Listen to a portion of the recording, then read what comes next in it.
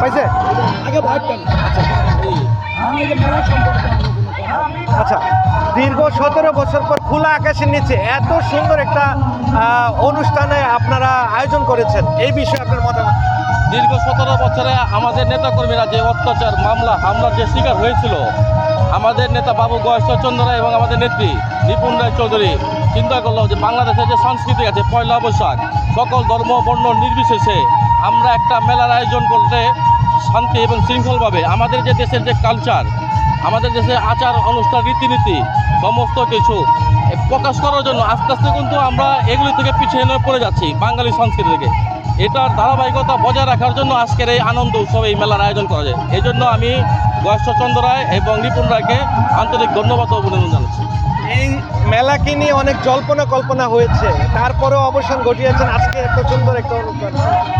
এবং দেখলাম যে ইলিশ এবং পান্তা ভাত সকাল থেকে সবাই খাচ্ছে মন ভরে, এই বিষয়ে আসলে অ্যাকচুয়ালি কি আমরা খেলাধুলা প্রেমী, কিন্তু আমরা খেলাধুলার সবসময় পক্ষপাতিত্ব করি।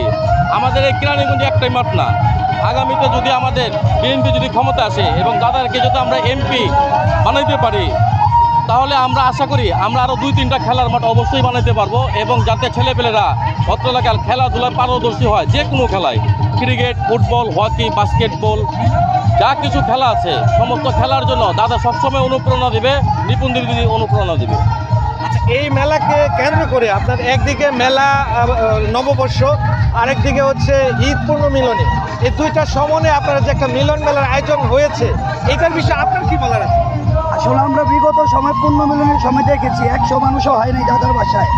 আজকে যে খোলা আসমানের নিচে আমরা এরকম একটা পূর্ণ মিলন এবং ঈদ আনন্দ মেলা করতে পারতেছি, আল্লাহর কাছে শুকরিয়া। এবং আমাদের দাদা বাবু গয়েশ্বরচন্দ্র রায় আরেকটি কথা বলেছে পরশুদিন আপনাদের মিডিয়াদের সামনে, যে কাপড়ের কাপড় আমি পকেটে নিয়ে ঘুরি, প্রয়োজনে আমি কাপড়ের কাপড় পরবো, তবু এই মাঠে মেলা হবে। বাঙালির ঐতিহ্যবাহী উৎসব আমাদের যে পহেলা বৈশাখ, এটার আনন্দ কেরানীগঞ্জের মানুষ উপভোগ করবে এবং আমরা সেটার সুফল পাচ্ছি।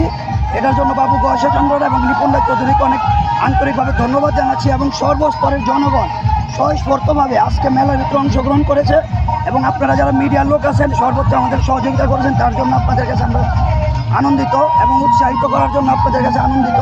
আমরা চাই প্রত্যেক বছর এই মাঠে এইভাবে করে আরও বড় ধরনের উৎসব আমরা করতে পারি আপনাদের সহযোগিতায়, সবার সহযোগিতায়।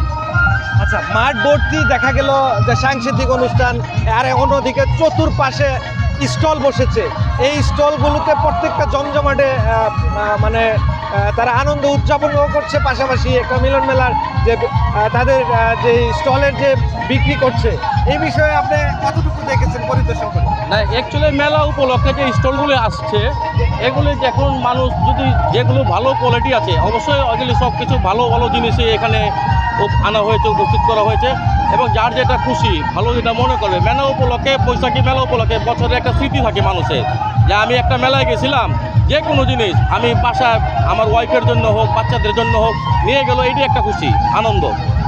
ধন্যবাদ। Thank you.